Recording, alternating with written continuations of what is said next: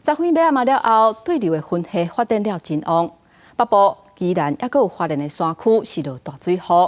苏花路龙台九丁线南澳到和平的路段有石头落落来，因为降雨量达到封路的程度。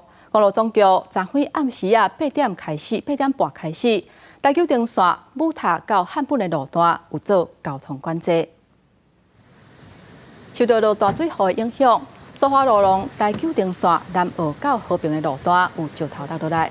公路总局已经进驻加强巡视，因为雨是愈落愈大。母塔到汉本的路段，昨昏暗时8点半开始有做交通的管制，敢若会当出来，袂当入去。然而我返点的时阵，因为雨有较细落落来石头嘛已经处理好，目前是已经恢复正常的通行。公路总局嘛呼吁民众，落大水雨的期间，若是非必要，尽量是莫行山路。